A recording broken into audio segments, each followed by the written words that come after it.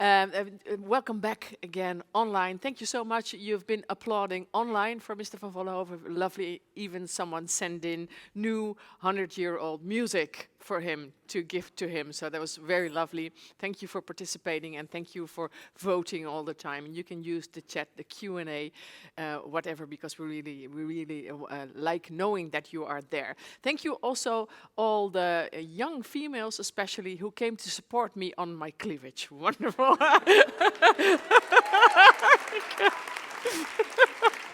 Love that. I agree with them. It's lovely, right? Why not? What do you think about cleavage, Ron? No, no. All right. This I have with me the director and the team leader of CNCR, the Center for Neurogenomics and Cognitive Research. And I heard, Guus, Ronald told me that you, in the COVID time, that you too tried to stay at home as much as you could, so other people could be in the lab. Yes. More. Yeah, we had to do some hard decision making, obviously. Yes. But to not occupy the lab space, basically, those that could stay at home stayed at home and worked from home, and those that really needed to be in the lab, of course, went into the lab. Yeah. Yes. So that's how we tried to solve and cope with it. Yeah. Yes. So you were just a few days there, and for the rest of the time you were at home. One day even. Yeah. One day in the lab. One day. Home, yeah. It's not a lot. No. So what was the resilience challenge? What was the most important challenge in resilience for you? Well, I think the most important in such a time is to keep all those people in the lab together, basically. You know, so we really made an effort also to have our lab meetings and our seminars ongoing, and etc. Right. So keep all those that are working from different locations together. Right? Yes. And that helped a lot, I think. Find togetherness. So we kept communicating. Yes. Because we are social animals, right? So we need to work together. Yeah, we are. Okay, thank you so much. So you're going to present now first. That's lovely. And later on, there'll be a keynote speaker, Li-Huei Tsai, and you will introduce her and we will talk to her. But for now, I'd say, please take the stage. Yeah. And of course, Ronald van Kesteren. And of course, you can enter your questions in Slido, and you can raise your hand here if you want to ask a question live after, or make your comments. Everything goes. Yeah. So actually, all I want to do is also to sort of introduce our main speaker of today, Li-Huei Tsai. I will show you some of my own work, but it's not that important. It's all just an introduction to Li-Huei Tsai, I would say. So the main point here is. How can we recognize Alzheimer's disease at an early stage? So Alzheimer's disease in particular has a very long preclinical stage. And that preclinical stage, it's important to recognize that as early as possible and also be able to treat it as early as possible. And we have a lot of markers that we can use to recognize the cognitive state of the disease, really diseased people. But when it comes to this early stage, there is one that stands out at the moment, and that is early neuronal network dysfunction. That has become very popular over the past decade. People have looked at that in patients. People have also looked at that in animal models. And that is hopefully also where the two at some moment might meet and instruct each other how to get better markers that can predict Alzheimer's disease. So my focus is on networks. And when you look at networks from a fundamental perspective, so how can you study neuronal networks, neuronal circuitry in an animal model, then you really also can look at the individual cells that contribute to network activity. So network activity is generated by the principal cells in the network, the excitatory cells in the network, which in many brain areas are pyramidal cells, the ones that you see over here. Those are the excitatory cells. They generate activity. But what is important to realize is that there's many different types of inhibitory cells, interneurons, that actually shape network activity, that determine how network activity looks, that pattern network activity. And we as a lab are interested in what these interneurons have to do with network activity and how they are involved in Alzheimer's disease. And we focus on parvalbumin interneurons in first instance, PV interneurons. But I will also briefly mention somatostatin interneurons, and that they all have been shown also in other papers to be very important in Alzheimer's disease.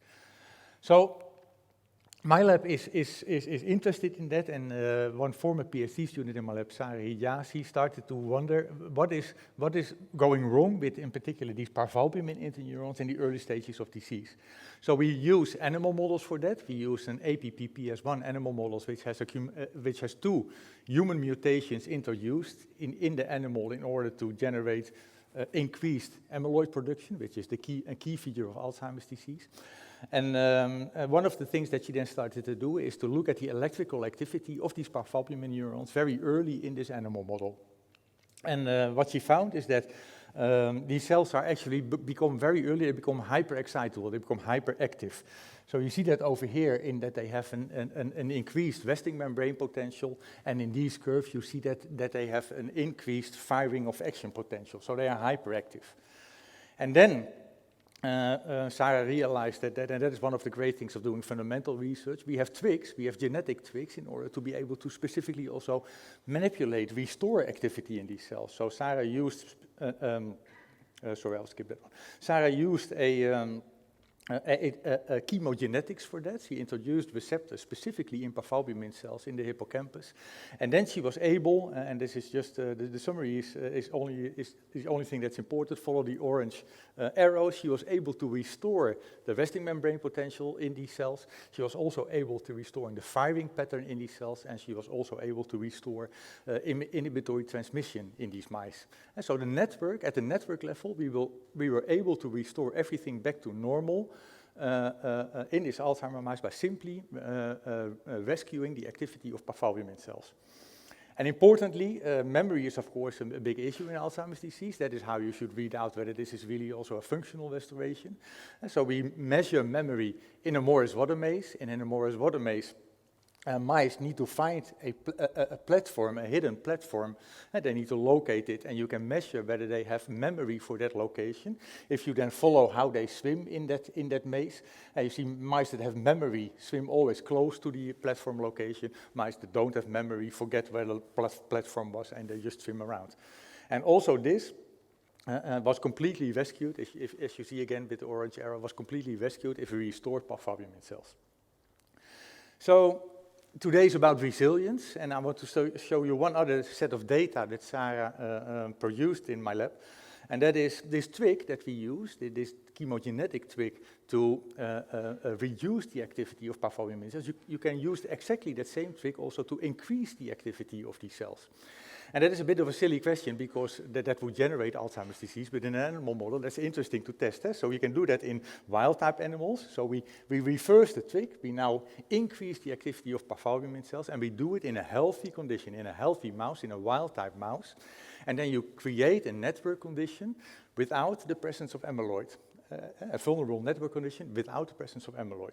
So indeed, what you see then, we do that in a healthy situation where the circuit is in balance. There's excitation, inhibition, balance. And the memory, these cartoons here underneath, they indicate the memory performance, and these animals have normal memory.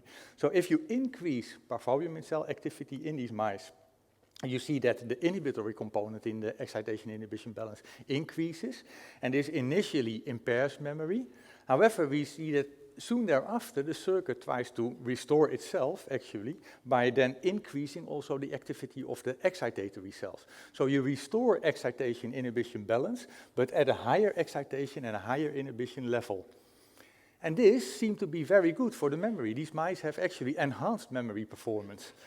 Except when we trigger this system, when we challenge this system with a low concentration of amyloid, a subthreshold concentration of amyloid, then this hyper circuit all of a sudden is very vulnerable, extremely vulnerable to such a stressor, beta amyloid in the system, and the system collapses in a very Alzheimer-like way. So the parvalbumin cells get impaired. You see overexcitation in the circuit, hyperexcitability in the circuit, and impaired memory again.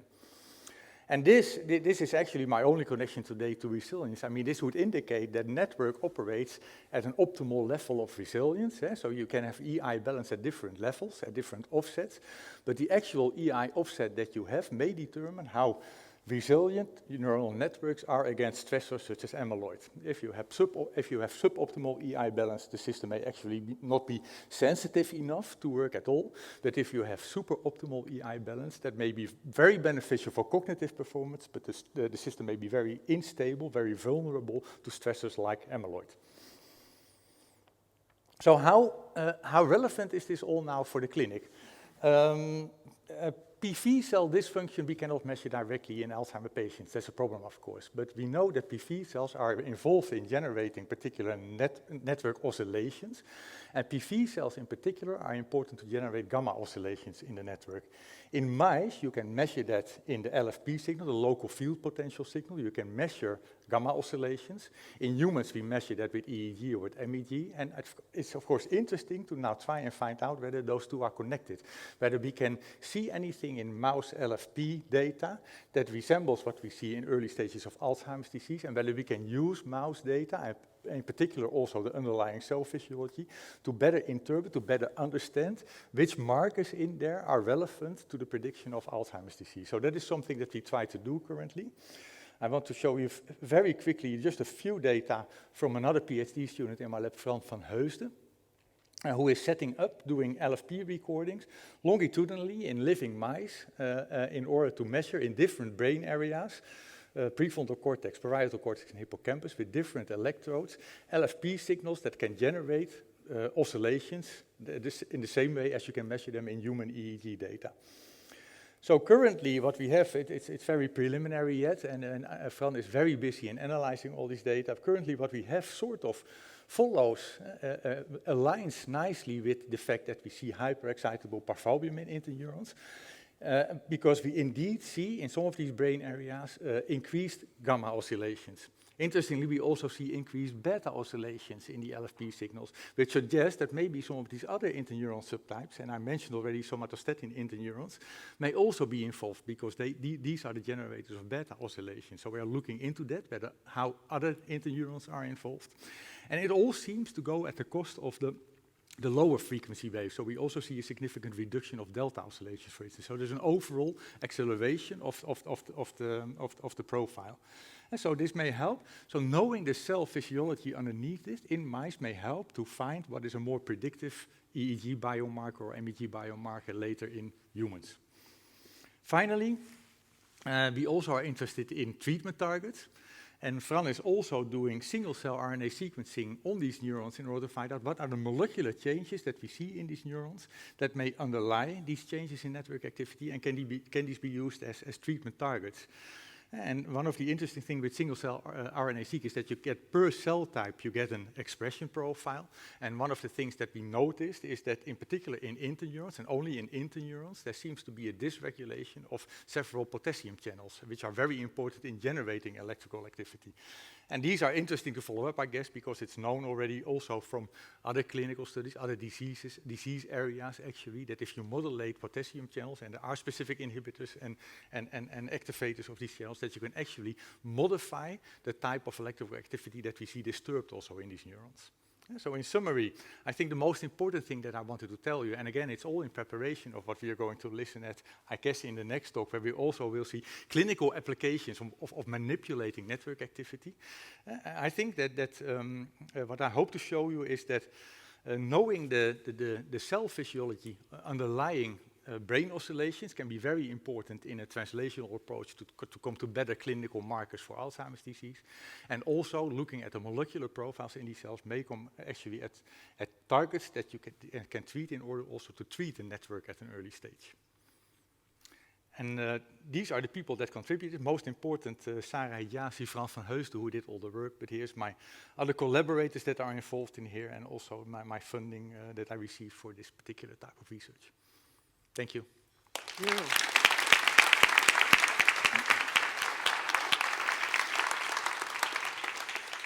If you have a question or a comment, this is the time. Then please raise your hand, of course. There you are. Let me see, I have the microphone here. Okay, Yeah, you have to stand again for the online participants, if you can. So they This is very exciting. So we see the connection now with Li-Huei Tsai, but she is going to show us a story where actually gamma band oscillation is actually presented as a cure. So how do you relate to that? Just by looking at it in advance. And so does this have to do with hub vulnerability in networks? Yes, very also. So then you should have to know how gamma band oscillations are related to cognitive processes and also how they are synchronized with other types of oscillations, I think. But gamma may be a hub in cognitive processing, I agree. So it's a very elegant way of like try to manipulate the network and see whether you can, at least the cognitive components of, can also be manipulated in that way. I think a better understanding of also the other changes and the other neurons involved may also in the end lead maybe to pharmaceutical targets that you can use instead of the simple gamma frequency stimulation. Yeah. Thank you. Hello, Another my name is Wilma van den Berg.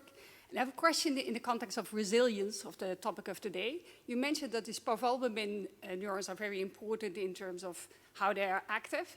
Is it a local network in these regions that determine their resilience, or is it more on global level how they are connected? Yeah, it's locally how these cells generate gamma oscillations, but of course the synchrony of gamma between brain areas is also important. So we don't know yet, but we are looking into that. So this is all in the hippocampus, but are now PV neurons also in, for instance, the frontal cortex? Are they also affected? And if not, is it like the communication, the gamma synchrony between these areas that is then affected?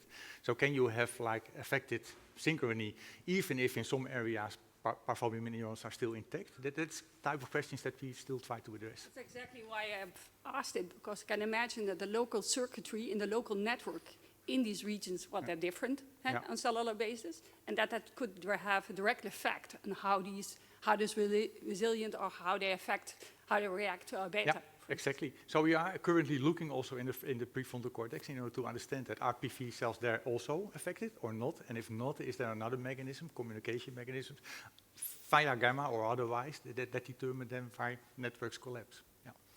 Thank you so much. Thank you so much. You already said this was kind of an introduction towards Li-Huei Tsai's story. Yeah. Okay, and maybe you can add a little to that. Yes, you take a seat and you'll join us, and we'll talk to her.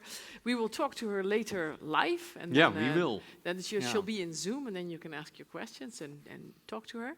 But for now, it's a recorded presentation, right? So Kim, we are looking forward to that, and you know, I think you all sometimes have a paper that comes out in the field, you know, and then you think this is really something, you know, and that is what we had with Li-Huei Tsai's paper a few years ago when she published in Science on a topic that is really related, of course, that Ronald shows, and that showed, in fact, that these gamma oscillations that you can interfere with, as Ronald showed, at the cellular level, but then you have to manipulate the system, for instance, in animal models, that you can also do that from the outside.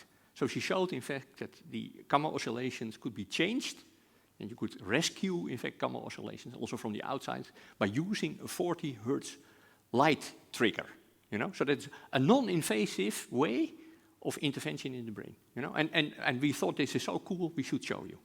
So that's why we invited her, and just give me 10 seconds or so to mention a few things about her. So she did of course, her PhD and her PD postdoc that she did in Cold Spring Harbor, but at the same time doing that fundamental research, she was already in the Massachusetts General Hospital, so she has always this connection between fundamental research and clinical research. That's really interesting. She moved then to Harvard, Department of Pathology, which in a way did not completely satisfy her research needs. So she went back, in fact, next door to the Picower Center, where she is also today. And there she also does her research, so that's from 2006 onwards. She has many, many awards. I'm not going to talk with you about that. She has many outstanding papers. For those of you who are interested, look into it, because there are many different topics that are related to Alzheimer's disease, not only the one that she shows today. They are in Cell Science, Nature Neuroscience, Neuron, all in the last 3 years. So you can enjoy. Kim, I think we're ready to look at her presentation. I think so too. Okay, good. Hello, everyone. I'm Li-Huei Tsai. It is a tremendous pleasure to be here today to tell you about our most recent progress on using non-invasive sensory stimulation to entrain the brain and to provide neuroprotection. So now I'm going to share my screen with you. So this is my disclosure slide. I would like to particularly point out that our technology has been licensed by Keynote Therapeutics to go forward with human clinical trials. So we all know that there are many different classes of brain oscillations or brain rhythms in the mammalian brain. And these different classes of rhythms cover several order of magnitude of frequencies from the infraslow to the ultra fast. And these different classes of brain rhythms are highly evolutionarily conserved from animals with very small volume of the brain, such as the mouse, to the primates, such as humans. And today I'm going to particularly focus on the so-called gamma rhythms ranging between 30 to 80 hertz. So gamma oscillations are known to associate with higher order cognitive functions and is important for rapid information processing. So increased gamma oscillations is known to occur specifically on a particular behavioral state, such as during working memory, sensory processing, and spatial navigation. But there are also many things we don't know about gamma oscillations, especially at the molecular level. So when there's increased gamma power, what happened to neurons or other type of cells? And also how does gamma influence other cell types if there are effects there? So today, I hope to be able to answer some of these questions. An important facet about gamma and that got us interested in looking into gamma is the observations that gamma power is compromised in Alzheimer's disease, both in mouse models and in human subjects.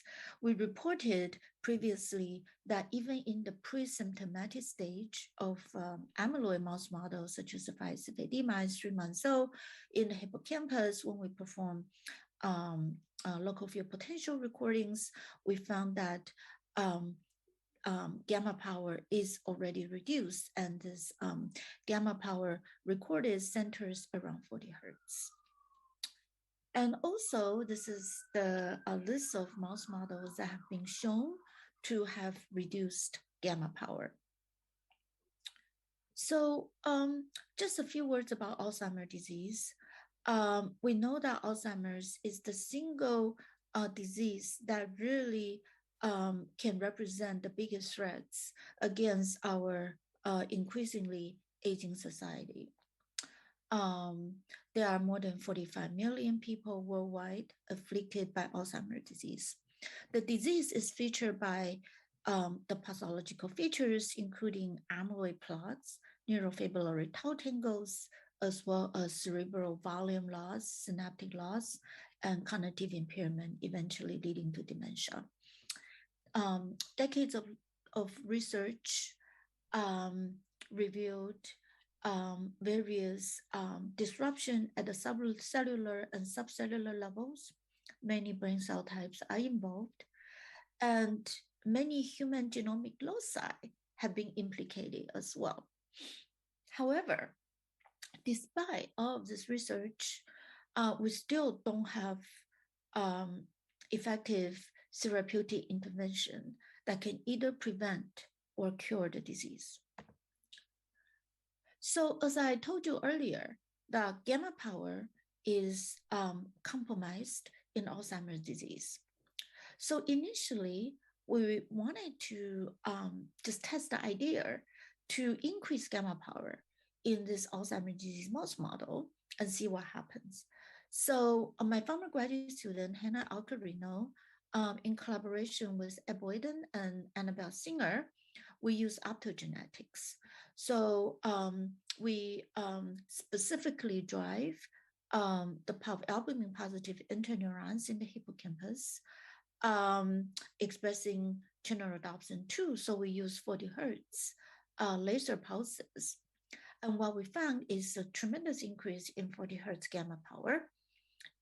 But the most surprising results at that time, I remember when Hannah showed me, is that after 1 hour of stimulation, she found that in the hippocampal lysates, there was tremendous reduction of beta amyloid peptides, both A beta 40 and A beta 42.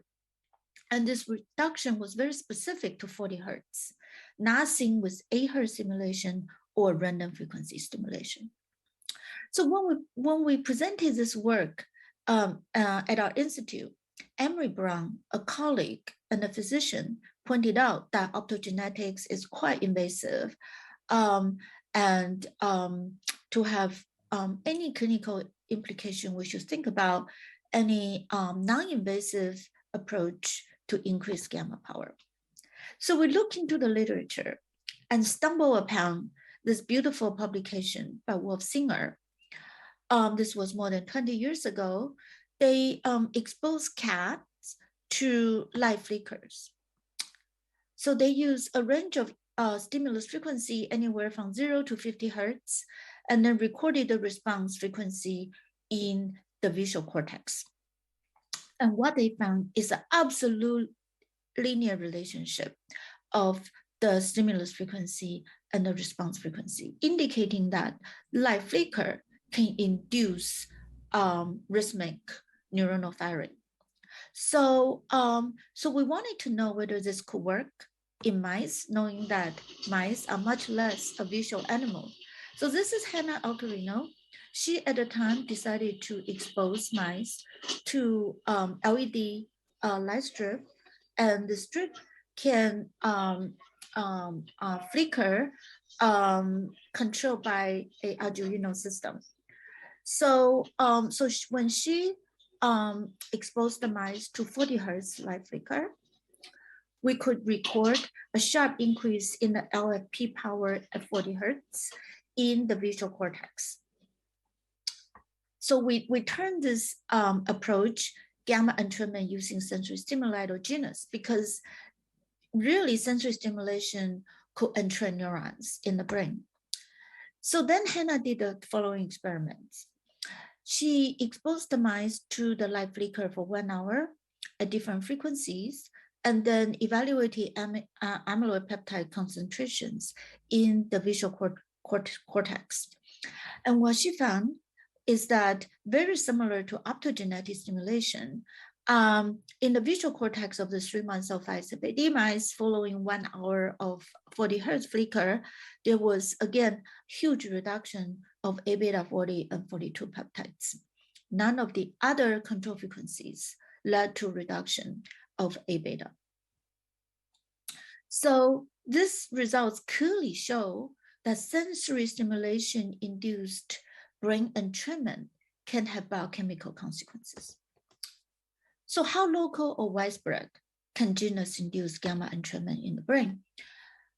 China Daikan, a postdoctoral fellow, decided to record LFP power in multiple regions of the brain using a custom-made macro drive.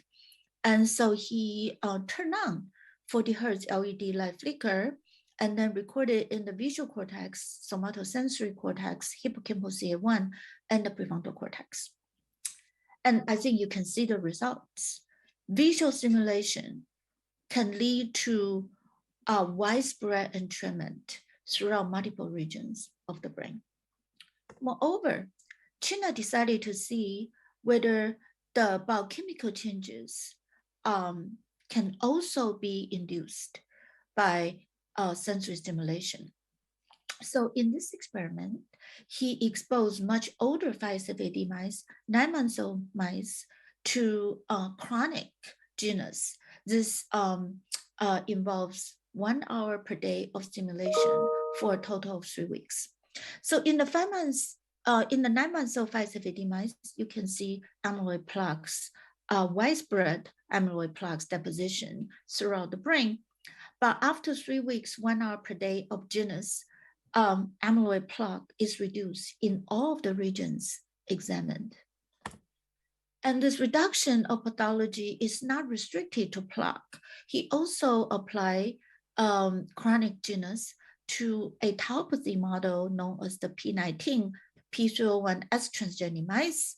And here, using a phospho-tau epitope specific antibody, you can see in the control mice, there is this very obvious tau aggregation in many neurons.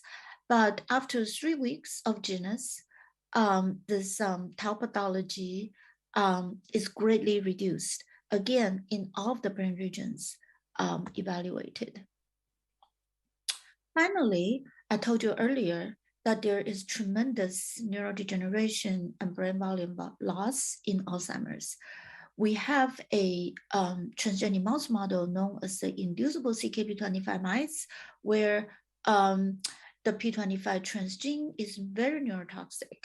And upon induction for several weeks, such as 6 weeks, there is widespread neurodegeneration, lateral ventricle enlargement, and neuron positive neuronal density loss. So again, we treated these mice with genus simultaneously with P25 induction for 6 weeks. And we found that genus was able to prevent neurodegeneration induced by P25. This is really quite remarkable. We've never seen anything like this.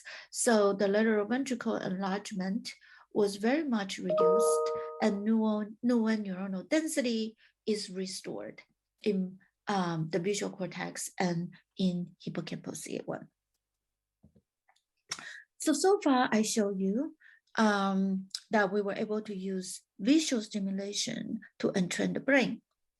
Subsequently, my former graduate student, Anthony Martorell, together with Ed Boyden and Annabelle Singer, we came up with a algorithm to stimulate mice with auditory gamma stimulation.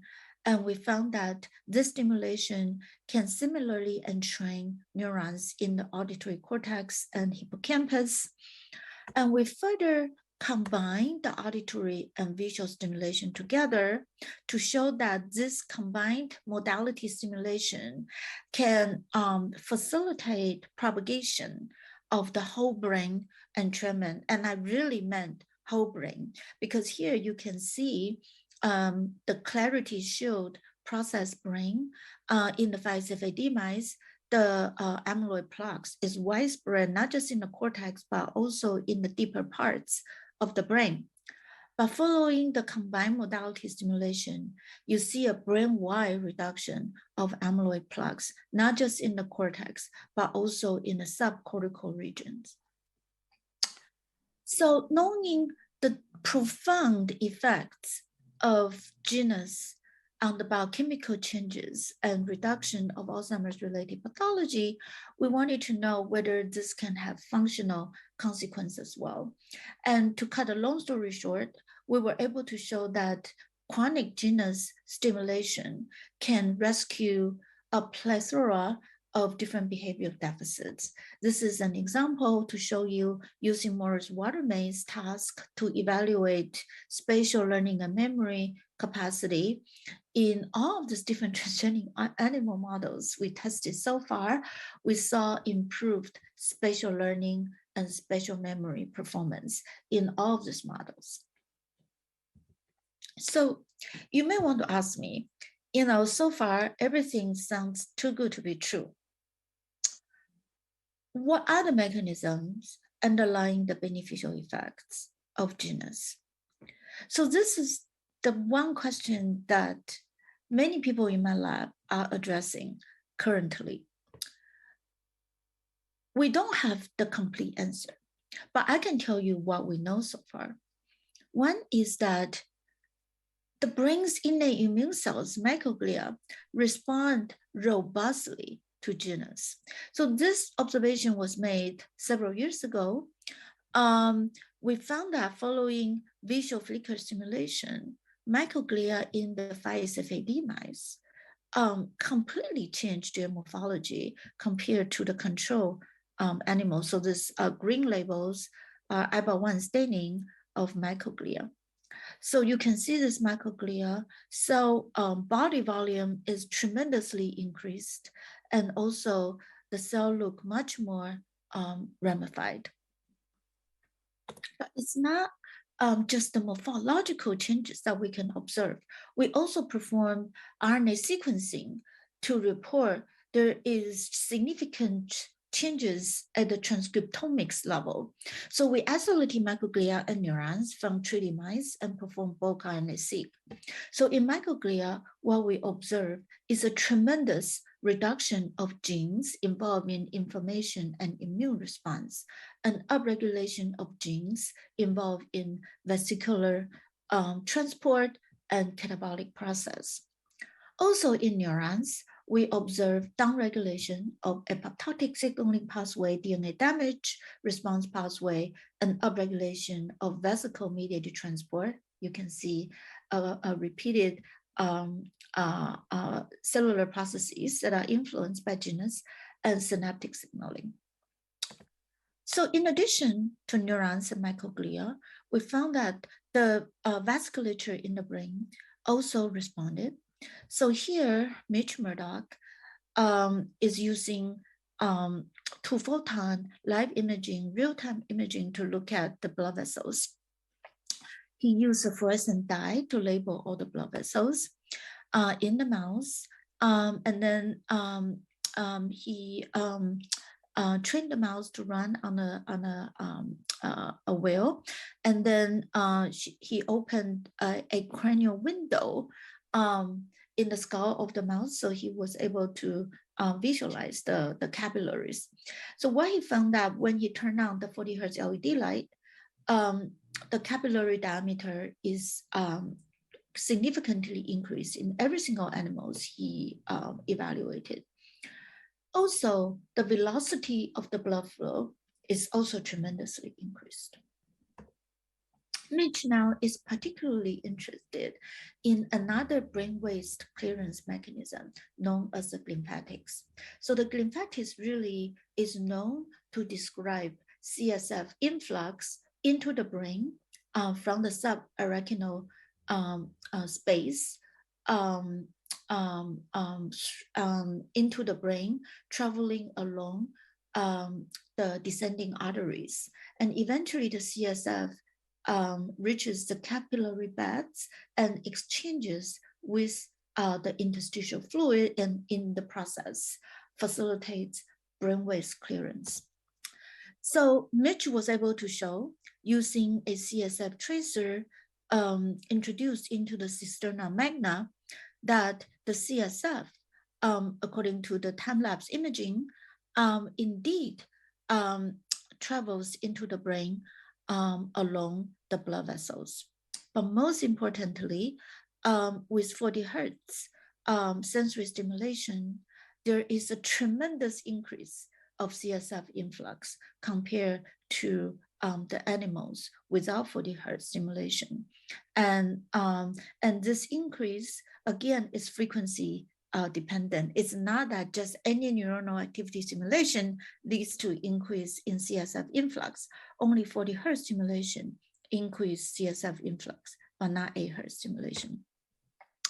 And he figured out that vasal motion is most likely to mediate the 40 Hertz induced CSF influx. So vasal motion refers to the dynamic motility of the arteries, and this is speculated to mediate CSF influx. And he was able to show that after 40 Hertz stimulation, the vasal motion is tremendously increased, and this is not affected by 8 Hertz stimulation.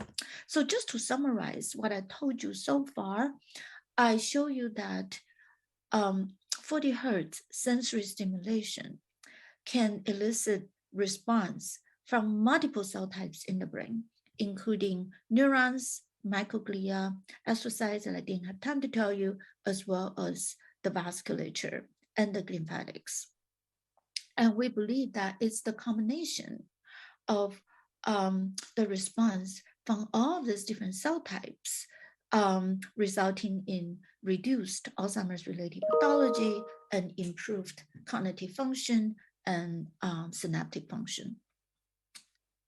So in the last several minutes, I would like to tell you about our effort in testing the potential effects of genus in human subjects.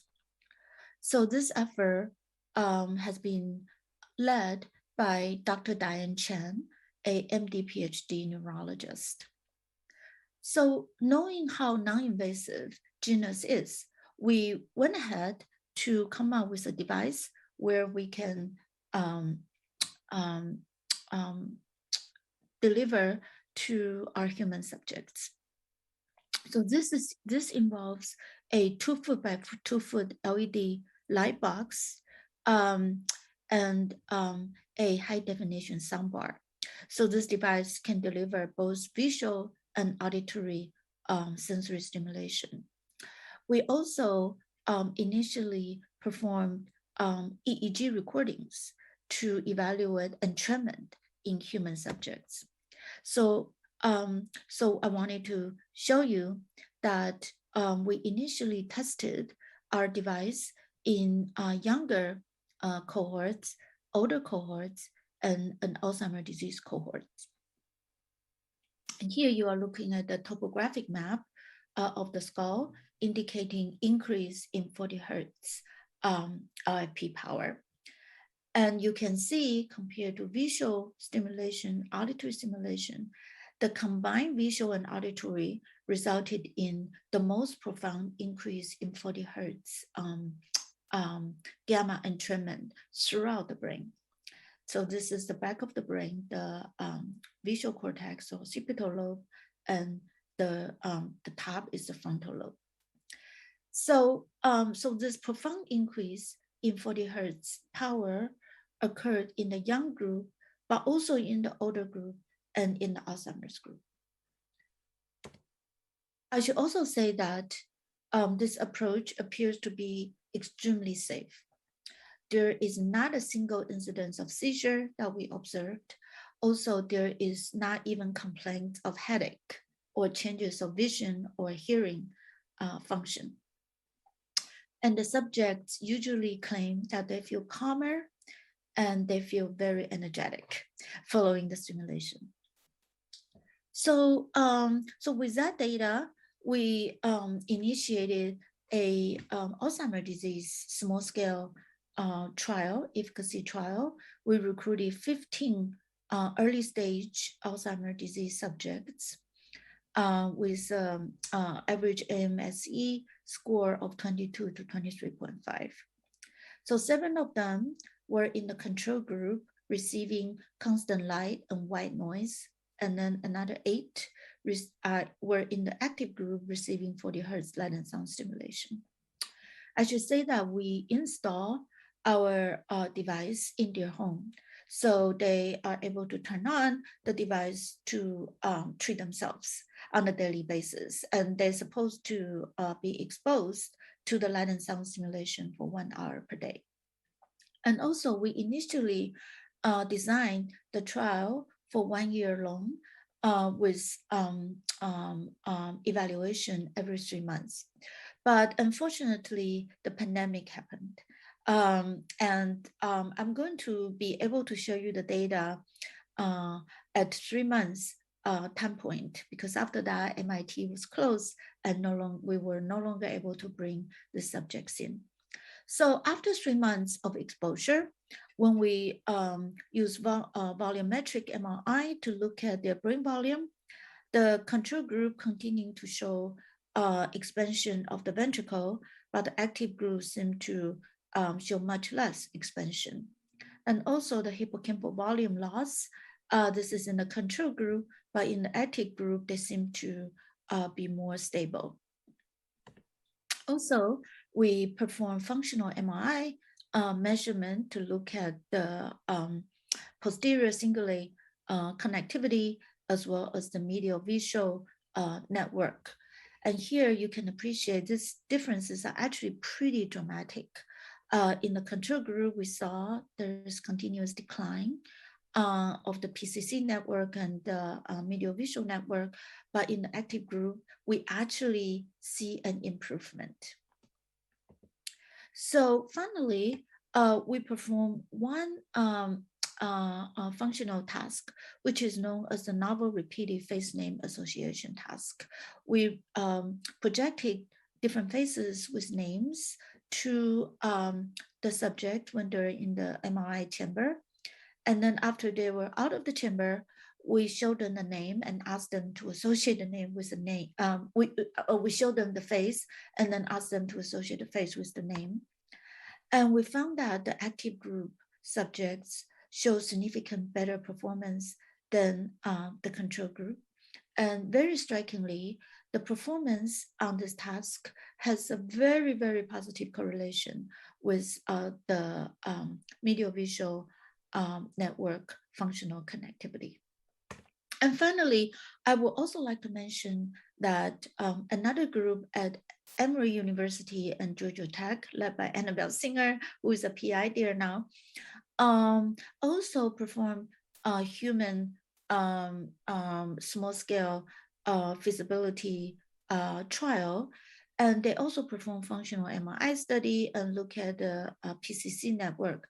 And they evaluated only after just 2 months of daily exposure. And there they also saw a significant improvement in the PCC functional MRI network. So in summary, I show you that genus and transhuman subjects safely, and the combined A plus V modality induces the most effective entrainment, and genus prevents enlargement of the lateral ventricles and hippocampal atrophy, and enhances functional connectivity in the PCC and medial visual network, and genus improves memory function as evaluated by the face name association task. With that, I would like to thank all the people contributing to the work. I mentioned Hannah Alcarino, Anthony Martorell, China Adaiken, and Mitch Murdoch. So Diane Chen is leading the human gamma team, and Ho Jing Suk and Brennan Jackson contributed significantly.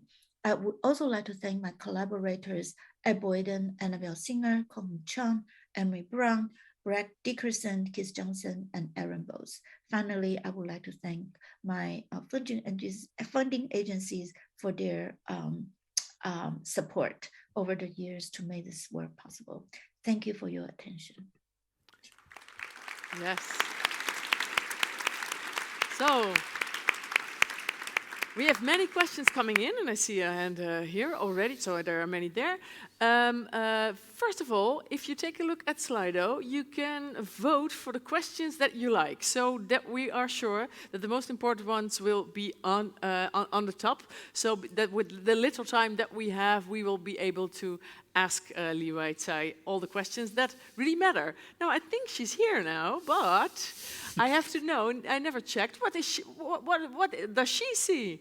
Where do we have to look at her, Gerdy? In that camera? What does she see? Do you see us? Yeah.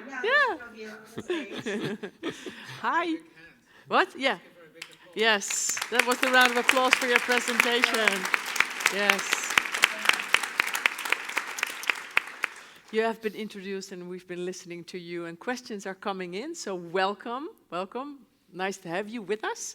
I'd say that I go into the room, collect questions, and that you read out the top ones of the Slido questions. Yep. So they will probably show at the monitor. Is that possible at the same time? Yeah, that's good. Okay. Go ahead. Let's see. First question. Wiesje van der Vlier. Wiesje asks, I would expect that oscillatory brain dynamics are the consequence of structural brain changes, for instance, amyloid deposition. Your findings suggest the opposite order. What would be the mechanism? Interesting. Yeah, I mean, this is like a chicken and egg question. I agree that amyloid deposition probably will change the dynamic of brain oscillations. But our experimental results clearly show that if you can increase the power of gamma oscillations, you can mobilize all these different mechanisms, physiological mechanisms that normally functioned to clear brain waste and maintain the health of the brain.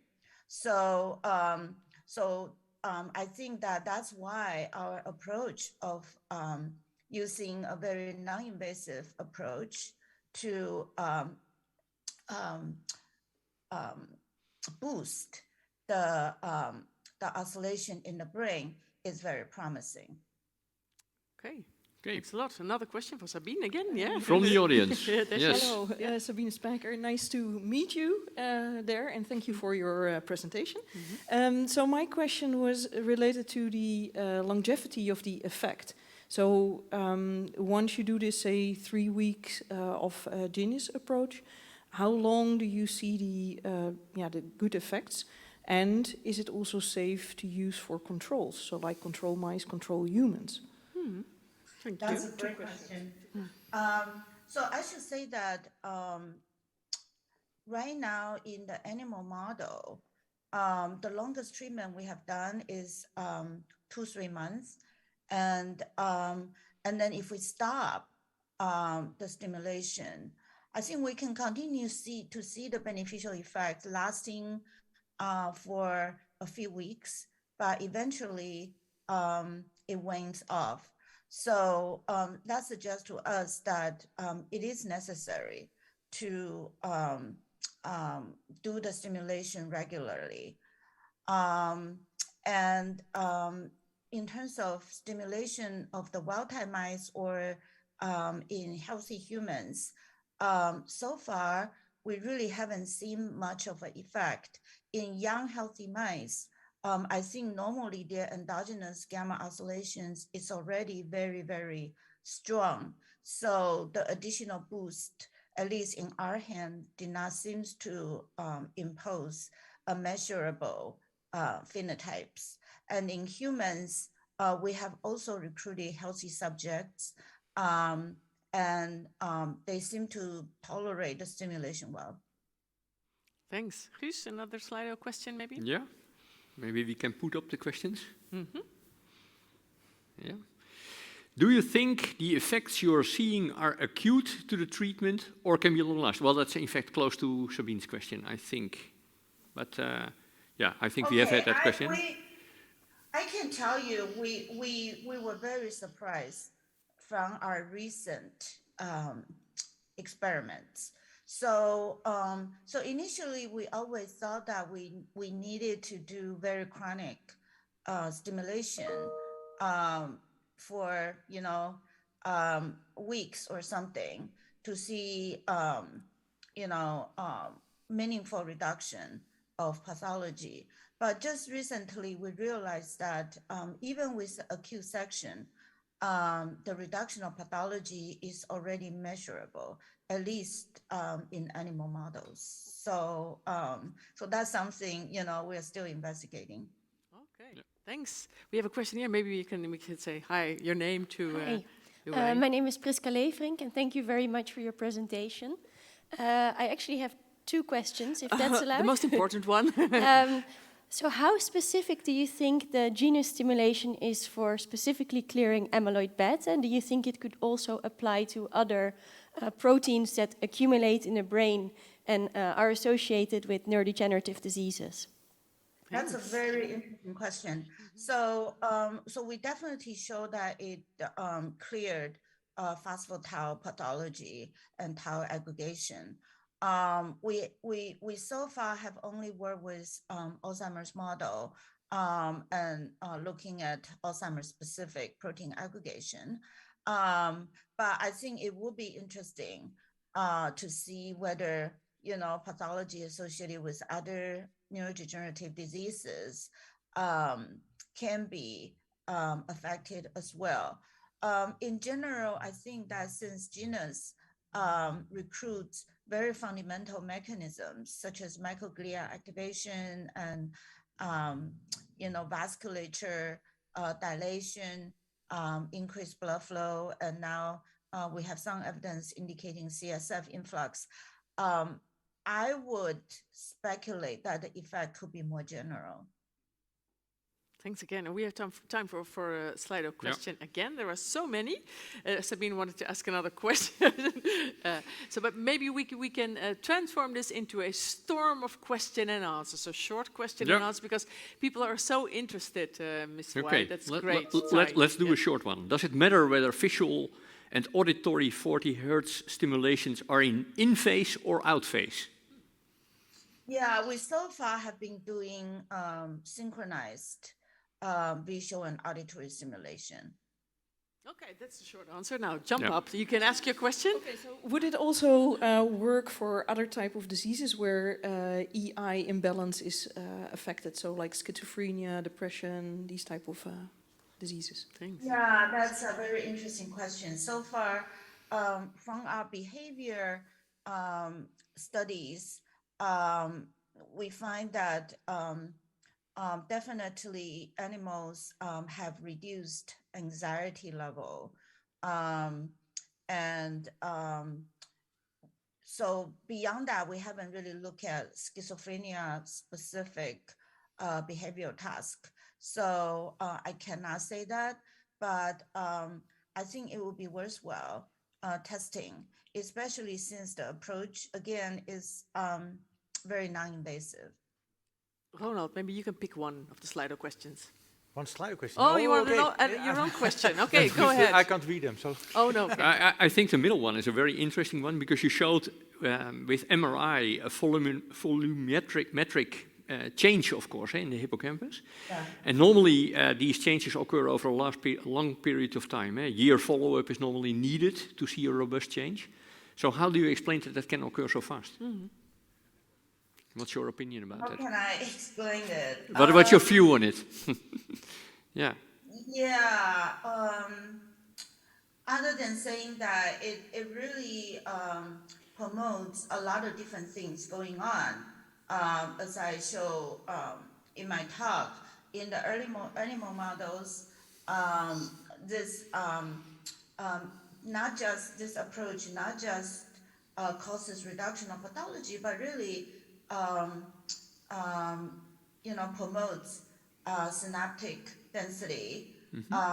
And recently, we have some unpublished data also indicates that the stimulation can promote, the health of connectivity, axonal processes, and some other very interesting fundamental brain physiology. So yeah, I mean, this preservation of brain volume in humans is not just observed by us, but other entities doing human trials also observed preservation of brain volume. So I think this is something very fundamental to this idea of increasing oscillation power in the brain. Thank you so much. Ronald, maybe you have a question, and then to finalize it, one last question in Slido. We're running out of time. Yeah, go. No. Yeah, just start talking, and then they will... A great talk, Li-Huei. Very interesting. And I was triggered by the fact that you show beneficial effects of gamma in many systems, and you say there's many cell types also involved. There's effects on neurons, on microglia, astrocytes. I didn't see the data. It would be very interesting to see the effects on astrocytes. Vasculatures, probably endothelial cells. So how does gamma mechanistically link to these cell types? And more importantly, how to all of them simultaneously? It's a great question, and we are right now investigating. I think that maybe these different cell types are recruited possibly through different mechanisms. We think that when neurons are recruited to the gamma oscillation range, they could release chemicals and neuropeptides more efficiently. And therefore, different cell types are recruited. We have some evidence for microglia, how they can respond to neurons involved in gamma oscillations differently than neurons not involved in gamma oscillations. And Mitch Murdoch, in fact, currently is working on mechanism how vasomotion is promoted by gamma oscillations, and he has some preliminary observations on the potential molecules that can trigger this response. So, so hopefully in the near future, we can provide more mechanistic insight on this. Yeah, very nice. Thank you so much. So we're moving on to the final question for now, and we have more coming in, so we'll try and find a way to send them to you or make you discuss them a little more. Just who's the last one? I pick out the one of Willem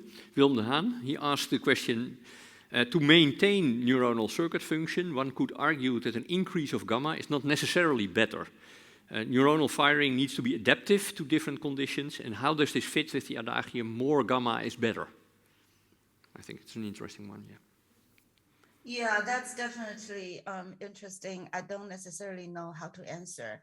I think gamma covers a big range of frequencies. People can say, oh, gamma covers anywhere between 30 to 120 hertz. And the frequencies we are using right now covers so-called low gamma oscillations. So, 40 hertz, between 30 to 60 hertz is the range we are looking at. So I cannot speak for any frequency band beyond the range that we are looking at. And so far, with this low gamma sensory stimulation, we have not seen any detrimental effects. Thanks a lot. So thank you so much for joining us, Ms. Tsai. Where are you now, by the way? I'm home. Yep, I just got up. You just got up, yes? Well, what time is it? What time is it with you? Probably 6:30 or something. Thank you so much. And you're so bright already. But in what city are you? In Cambridge, In Massachusetts. All right. Yeah, Cambridge, Massachusetts. That's a different one. That's a difference. Different time difference also. Thank you so much. You really sparked an interest there. I can see that, hear that we have still many more questions to ask you. That's a very good sign. Thank you so much. Thank you. Thank Bye. you. Thank you. Yeah, you can wait.